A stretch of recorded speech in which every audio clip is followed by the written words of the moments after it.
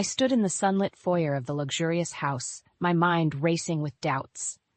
Nathan, my husband of 2 years, was adamant we could afford this $1.5 million property, assured by my father, Harold's promise to help with the down payment. This place is incredible, Clara. Imagine us hosting dinners here, or the kids playing in that huge garden, Nathan said, his eyes gleaming not with joy but greed. A knot formed in my stomach. Nathan, even with Dad's help, this is too much. We should be looking at something we can afford on our own. Nathan's face darkened momentarily before he masked it with a smile that didn't quite reach his eyes. But sweetheart, your dad said he would help, right? It's practically a gift. As we wandered through the house, Nathan chatted excitedly about rooms that seemed too grand for our needs. I couldn't shake the feeling that we were stepping into a future we couldn't afford, based not only on financial debt, but also on the moral debt we'd owe to my father. The real estate agent had been distant, letting Nathan lead our tour, but then suddenly, as Nathan stepped out to admire the garden once more, the agent grabbed my arm and pulled me aside into a smaller room, closing the door behind us with a firm click. I was startled. "What are you doing?" "I'm sorry for the abruptness, but there's something you need to know." His face was serious, eyes locking onto mine with an intensity that made my heart race. "Your husband, you need to get away from him as soon as possible." "Excuse me. What are you talking about?" I tried to keep my voice steady, but it trembled despite my efforts. "I know it sounds crazy, but I have a friend who runs a bar on the Las Vegas Strip. Your husband, he's involved in illegal drug trafficking. They caught him just yesterday. I wouldn't be telling you this if I wasn't absolutely sure." My world seemed to tilt on its axis. "No, that can't be, Nathan. My Nathan." He nodded solemnly. "I'm afraid so. Look, doing this could get me in a lot of trouble, but I felt you should know." I felt like collapsing right there. The luxurious surroundings felt suffocating now, mocking me and my ignorance. Why? Why would he do something like that? Tears blurred my vision, but I blinked them away, refusing to give in to the despair encroaching upon the edges of my heart. "I can't pretend to know his reasons, but for your safety, you should leave him. I can help you if you need it." I shook my head, pulling away from his grasp. "No, I need to think." Stumbling out of the room, I barely registered the house around me. Nathan's figure appeared at the end of the hallway, his smile bright as he caught sight of me. "There you are. Did you see the walk-in closet? It's as big as our bedroom now." His cheerfulness, once endearing, now felt like a veneer over a rotting core. My heart ached as the man I loved, the man I thought I knew, seemed like a stranger before me. "Yes, it's lovely," I managed to say, my voice void of emotion. On our ride home, Nathan chatted nonstop about the house, oblivious to the storm raging inside me. With each word he spoke, I felt more detached, more resolved. The revelation had not only exposed Nathan's deceit, but had also unveiled a path I knew I had to take. I would leave Nathan, but not quietly, not without ensuring he faced the consequences of his actions. The challenge now was gathering the evidence and strength I needed to divorce such a man. Unbeknownst to Nathan, the facade of our marital bliss was about to crumble, and I would be the architect of his undoing. Months before the discovery, I remember Nathan casually proposing over dinner, not with a ring or a bended knee, but with a financial plan that involved my father's wealth. "You know, Clara, if we got married, your dad could help us out with the down payment for a house. It's a win-win for everyone," Nathan said, his fork paused midair. I remember staring at him, stunned. Is that your way of proposing to me?" The disappointment in my voice was unmistakable. Nathan seemed to realize his blunder and quickly tried to backpedal. No, of course not, babe. I mean, I do want to marry you, absolutely. But you know, the financials are important too, right?" The conversation left a sour taste in my mouth, yet the idea of marriage, of committing to a life with Nathan, overshadowed my concerns. I was in love, and perhaps I reasoned Nathan was just being pragmatic. We began house hunting soon after, but Nathan's criteria were clear, only listings above $1 million. "Clara, with your dad's help, we can afford these places. Think about the future, our kids," Nathan reasoned every time I objected. "But isn't it presumptuous to expect so much from my dad?" I protested, feeling uncomfortable with Nathan's entitlement to my father's hard-earned wealth. "Presumptuous? Clara, your dad loves you. He wants the best for us. Plus, when he's gone, all of this, he gestured vaguely around us, will be yours anyway. We're just getting a head start. I bit my lip, troubled by Nathan's callousness, but again, I rationalized it away. He was thinking about our future, wasn't he? Or was I just blinded by love? As the wedding approached, my doubts grew, but they were whispers against the louder voices telling me I was making the right choice. I brushed them aside, focusing instead on the beautiful ceremony and the promise of a shared life ahead. That life began to lose its sheen quickly after the vows. Nathan's nights out became more frequent, his dismissals of my concerns more curt. I'm just blowing off some steam before we settle down for good, he'd say. I should have seen it all coming. The late nights, the casual cruelties, the entitlement to my family's money, it was all building up to a revelation that would shatter the facade of our marriage. The warning signs were there, painted in bold strokes I chose to ignore. The night after the house viewing, lying next to Nathan, I felt the distance between us stretch into an unbridgeable chasm. His breaths were even and calm, but mine were ragged, uneven with the weight of my realization. I had married a stranger, a man who wooed me not with love but with calculative designs on my family's wealth. A man who, even now, laid plans in the dark. The urge to wake him, to confront him with accusations and demand answers, was strong. But the logical part of my brain held back, knowing I needed a plan, evidence, and an exit strategy. For all his faults, Nathan was not a fool. He would deny, redirect, and if pushed into a corner, he might grow dangerous. The real estate agent's warning rang true, and I knew I had to tread carefully. As I lay in the dark, plotting my next moves, a sense of clarity settled over me. Nathan's deception had unwittingly gifted me a purpose: to expose him and ensure he couldn't harm anyone else. The path before me was fraught with danger and heartache, but I was determined. Nathan would be exposed for who he truly was, and I would be the one to bring him down. It was a cold comfort, but it steeled my resolve as I planned my next steps in the early hours of the morning. The days following the house viewing were filled with tension. I trod carefully, pretending to be the dutiful wife, while secretly gathering evidence of Nathan's illicit activities. One evening, as we sat down for dinner, I decided to gently probe, seeking cracks in Nathan's facade. Nathan, have you thought more about the houses we saw? Maybe we should consider something less extravagant. Nathan, fork midair, paused and eyed me with a hint of suspicion. Why?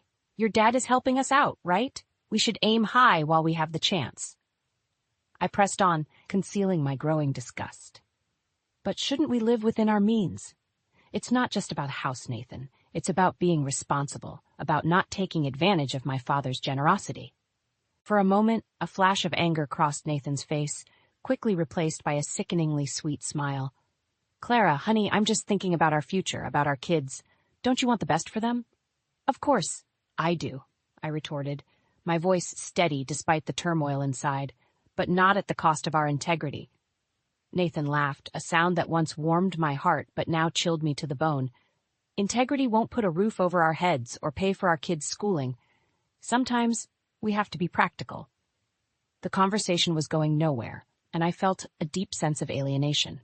The man sitting across from me, sharing my table, my home, was a stranger.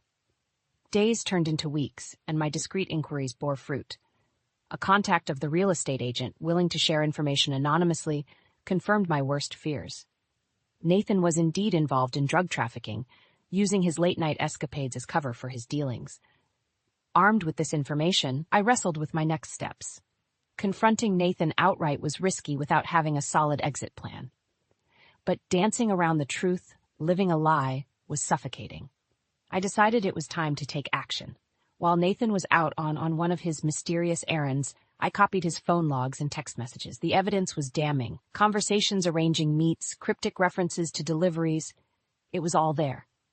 That night, as I lay next to him, pretending to sleep, I felt a resolve hardening within me. Nathan's breaths, once comforting in their regularity, now sounded like the ticking of a time bomb.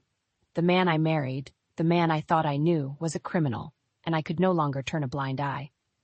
The following day, while Nathan was at work, I made my move. I contacted a lawyer, laying out my situation and the evidence I had gathered. The shock and disappointment in the lawyer's voice were palpable, but so was their determination to help me. I understand you're going through a lot, Clara, but you're making the right decision coming forward, the lawyer assured me. We'll need to be strategic about this. We'll help you file for divorce and ensure your safety is the top priority. Feeling a mix of relief and dread, I agreed to their plan. My next call was to my parents, telling them the truth about Nathan, about the lie my marriage had been, was perhaps more difficult than gathering the evidence itself. My father's voice, usually so calm and steady, cracked as he listened. Clara, we'll support you through this. You're not alone. And just like that, the final piece fell into place. My path was clear.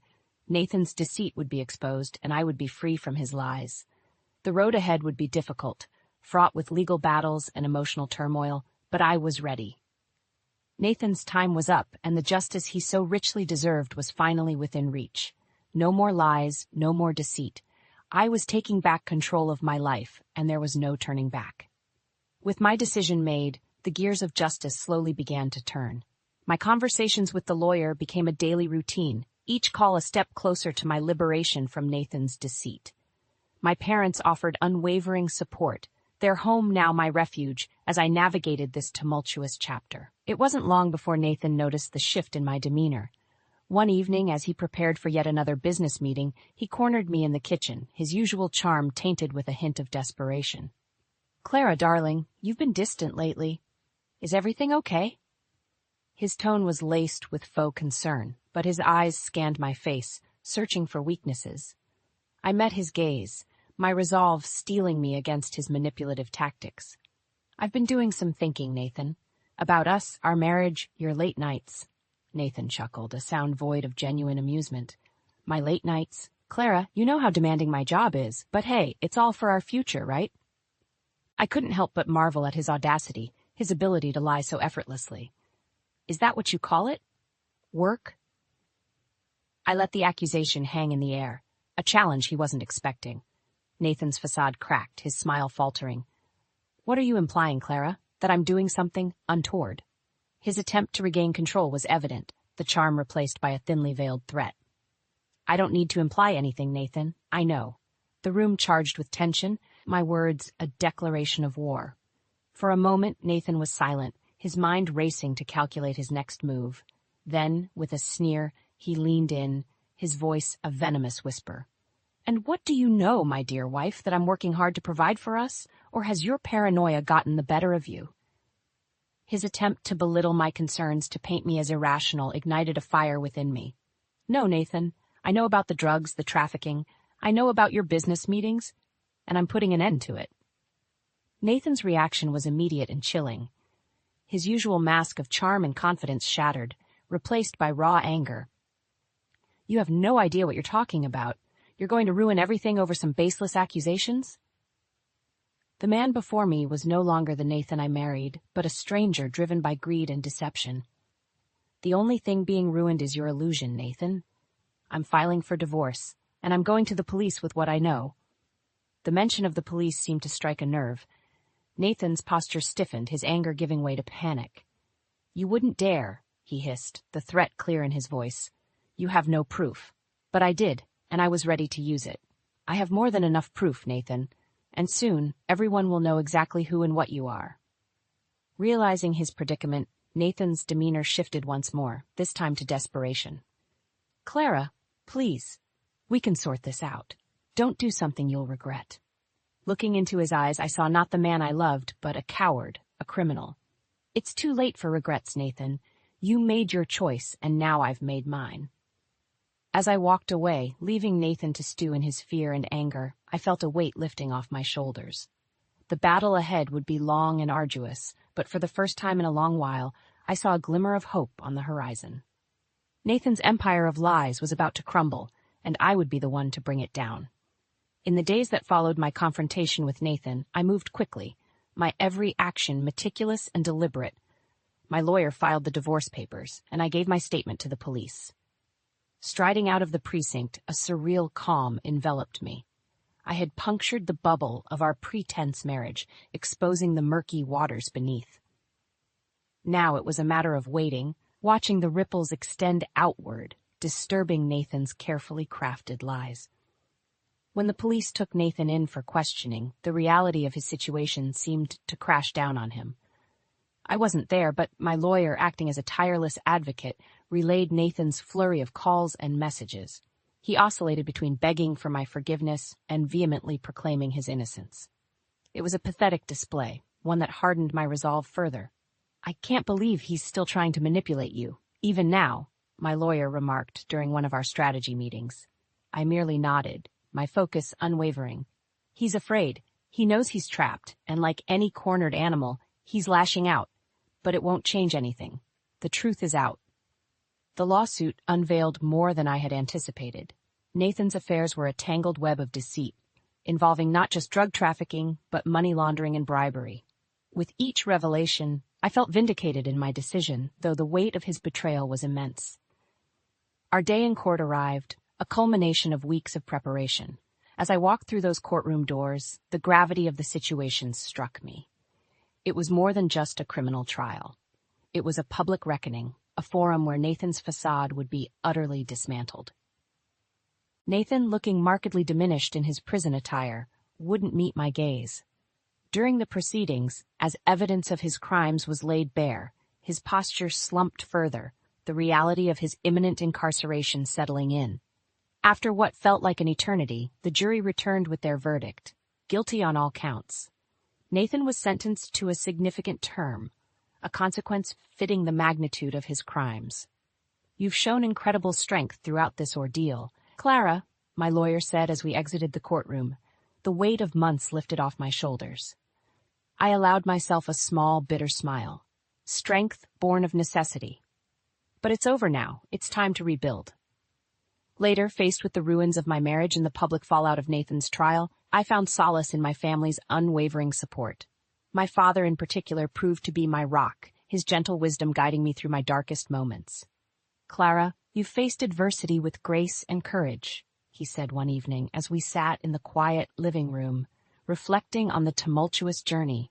"You're much stronger than you realize." Tears welled up in my eyes, not from sorrow, but from gratitude. "Thank you, Dad. I couldn't have done this without you. Without all of you."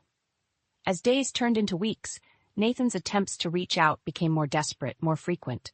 Letters arrived at my parents' house, filled with apologies, promises of change, attempts to invoke our past love. But that chapter was closed.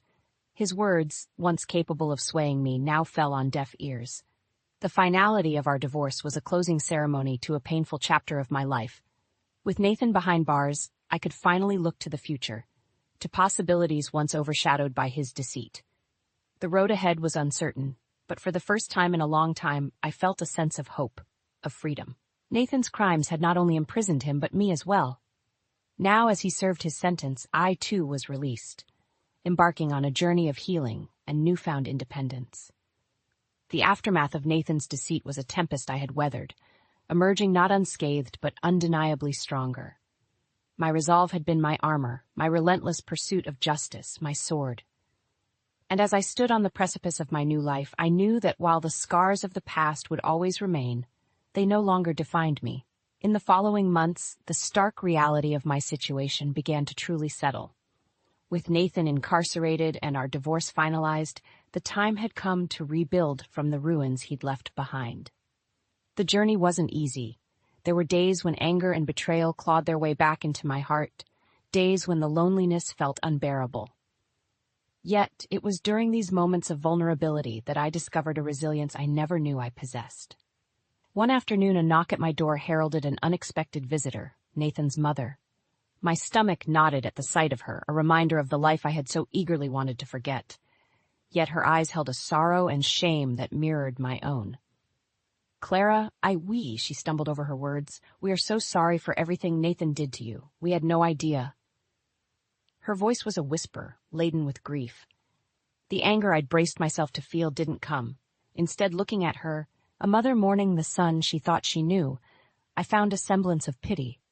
"Thank you, but you don't have to apologize for Nathan's actions. He made his choices." She handed me an envelope, her hands trembling.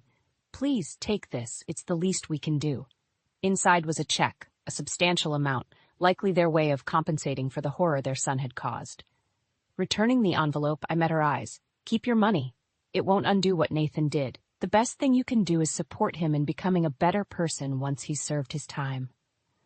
Her eyes welled with tears as she nodded, understanding. She left quietly, and I closed the door behind her, feeling an unexpected sense of closure. Weeks turned into months, and I threw myself into my work with renewed fervor. It was both a distraction and a pathway to independence. My evenings, once filled with Nathan's shadow, now hosted friends and family whose support became my bulwark against the remnants of my past. One evening, reflecting on the tumultuous events, I realized the extent to which I had grown. The naivety that once clouded my judgment had been seared away, leaving in its wake a sharper, perhaps more discerning eye. Nathan's betrayal, while devastating, had unwittingly gifted me a second chance at forging a future on my own terms. The door to love, I believed, had closed the day Nathan's lies came to light. Yet life, as I was learning, was unpredictable. Marcus, a colleague, evolved into a friend whose company became a balm to my bruised heart. Our relationship, built on mutual respect and shared experiences, gradually blossomed into something deeper. "I don't want to replace your past, Clara. I want to build a future where it's just a distant memory," Marcus shared one evening, his hand in mine, a promise shining in his eyes. And in that moment, I allowed myself to believe in the possibility of love, a love that was kind, genuine, and untainted by deceit. Nathan's shadow still lingered, a constant reminder of the scars I bore. Yet, as Marcus and I ventured into the unknown together, I felt those shadows recede, replaced by the warmth of new beginnings. As for revenge, the sweetest I could exact was to lead a life filled with happiness, purpose, and love. A life where Nathan became nothing more than a footnote, a painful lesson learned.